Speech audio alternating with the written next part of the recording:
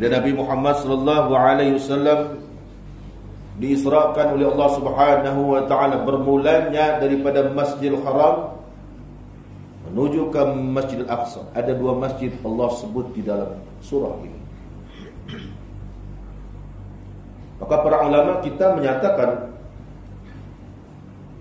bahwasanya Allah Subhanahu wa taala menyebutkan hal dua masjid ini bukanlah tidak punya tujuan yang utama, tapi di antaranya Allah Subhanahu wa taala sebenarnya hakikatnya ingin menunjukkan ataupun memberi kita satu isyarat betapa pentingnya institusi masjid ini. Sehingga saja baginda Nabi itu diperjalankan bermulanya daripada masjid menuju ke masjid. Perjalanan manusia ini jemaah, dia pasti daripada rumah. Itu standard.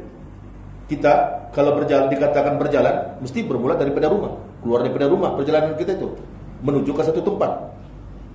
Tetapi Allah Subhanahu wa taala memberi satu isyarat. Perjalanan Nabi itu bermulanya daripada Masjidil Haram di Mekah menuju Masjid Aqsa di Baitul Maqdis, Palestin. Menunjukkan bahwasanya perjalanan ini bukan perjalanan biasa jemaah. Ini perjalanan ketuhanan. Perjalanan menuju Tuhan. Maka sebab itu jemaah yang dimuliakan Allah Subhanahu wa taala sangat luar biasa perjalanan kita daripada rumah menuju ke masjid ini jemaah.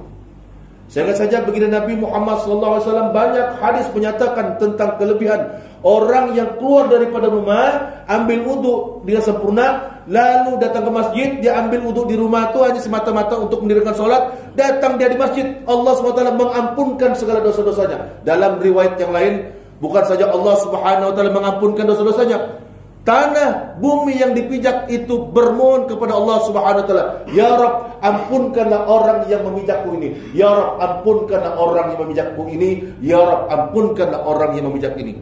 Ini perjalanan menuju Tuhan. Maka ini pengejaran yang wajar kita ambil jemaah. Maka jangan sia-siakan jemaah. Selagi kita ini masih diberi kesempatan hidup jemaah, ya kalau hiduplah. Kalau sudah mati dia ada jemaah. Bagus jenazah itu kalau kena bawa di masjid lagi.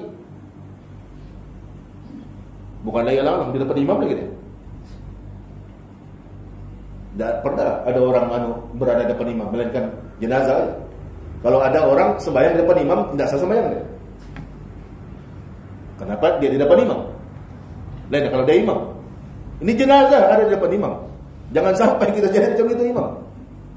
Jemaah.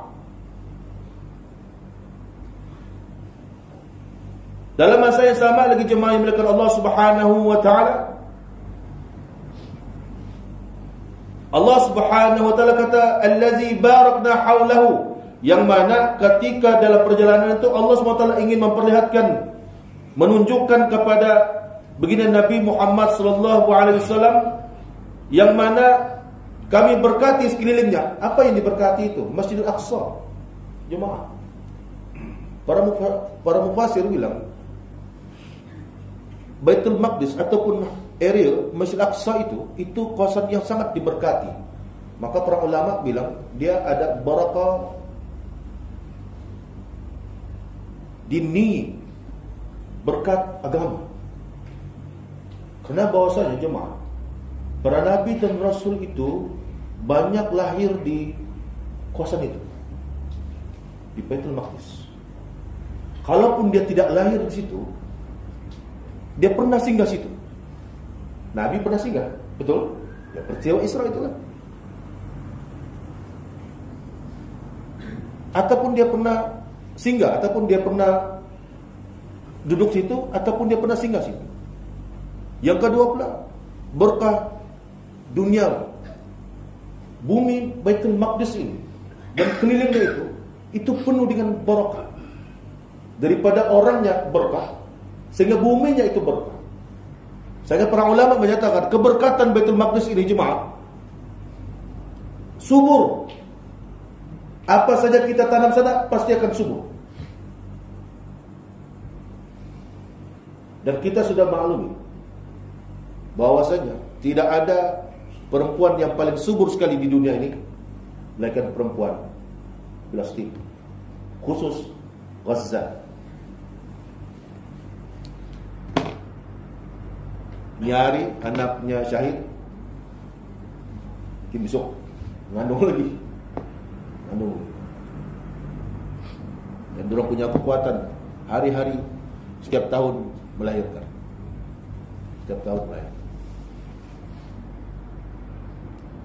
Kalau anak 2-3 itu bagi orang itu terlalu sedikit.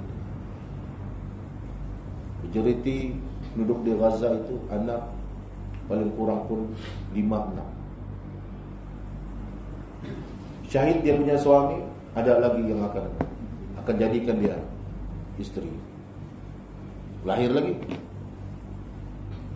6-7 orang. Syahid suami dia, ada lagi jadikan dia istri. Allah berkah. Sebab itu jemaah yang dimuliakan Allah Subhanahu wa taala, kefahaman penduduk Gaza itu tidak sama seperti kefahaman kita. Karena kefahaman orang itu bukan berdasarkan kefahaman semata-mata logik akal. Kefahaman orang itu berlandaskan iman. Maka sebab itu mereka itu tidak akan lari daripada situ. Karena orang faham. Orang tidak akan lari. Ada pengajaran yang kita mesti ambil, tahu jemaah, daripada peristiwa di Palestin. Itu bermula daripada 1945. Betul? Kalau saya salah, itu fakta tu. Palestin ini bermula 1945 tu. Dia diserang, dia ditawan. Sehingga saat ini, berapa puluh tahun sudah jemaah? Jemaah kira sendiri. Hancur Palestin, semakin kurang. Adakah Gaza itu dapat ditawan? Tidak. Kalau tuan-tuan buka balik, tengoklah peta Palestin itu. Tengok itu sepadan Gaza. Itu dari dulu sampai sekarang dia begitu saja.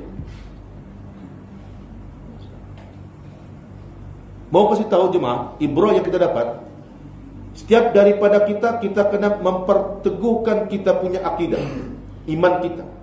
Baru tidak mudah orang akan goyang kita. Baru tidak mudah kita diterobos.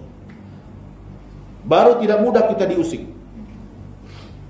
Dan kita perlu mengajar daripada anak cucu kita hubbut watan, mencintai akan tanah air. Kalau kita, mohon maaflah jemaah, mungkin kita ini kurang sedikit pendedahan, menceritakan, menanamkan kecintaan akan kampung, kecintaan tentang tanah kelahiran saya. Ini kampung saya, ini kampung kita kena pertahankan. Mungkin kita kurang menceritakan tentang hal itu. Kita tengok saudara-saudara kita jiran kita sebelah Indonesia. Itu ditanam sudah awal-awal jemaah tentang apa? Hubbut watan, mencintai akan negara, mencintai akan tanah air. Kenapa? Natijanya sangat penting jemaah. Dan itu ditanam dengan penduduk-penduduk di Gaza itu jemaah. Siapa lagi yang boleh mengharapkan mempertahankan kampung dia, tanah air dia, kalau bukan penduduk itu sendiri? Betul atau tidak? Tidak cukup dengan kekuatan, tidak cukup dengan kelengkapan bala tentera, peralatan peperangan, tidak cukup jemaah. Dia mesti ditunjangkan dengan iman. Maka sebab itu Allah mulakan juga ayat itu, surah Al-Isra itu dengan Subhana, Maha Suci Allah. Allah yang mentakdirkan, Allah yang menentukan, Allah yang punya kuasa. Allah itu yang boleh membolak-balikkan hati kita. Allah itu yang boleh menghancurkan, Allah itu yang boleh membangunkan.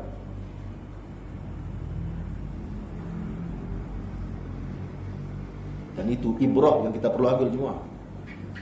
Kalau kita cerita tentang 50 waktu, saya kira dari dulu sampai yang lepas ini khatam dah jemaah. Coba tanya, peristiwa Isra Mi'raj itu apa Nabi dapat? Salat fardu. Dari berapa? 50 waktu. Tinggal berapa? 5 waktu. Langit ke berapa ada jumpa Nabi Musa? Langit yang ke-6. Khatam semua. Tapi kita mau ambil pengajaran daripada kisah ini jemaah. Kenapa? Kita sekarang ini menghadapi dunia ini. Dunia ini bukan seperti mana yang kita inginkan, bukan seperti mana yang kita impi-impikan. Kita menghadapi dunia ini bukan sewenang-wenangnya. Kita menghadapi dunia ini perlu dengan ketakwaan. Kita menghadapi dunia ini perlu dengan iman.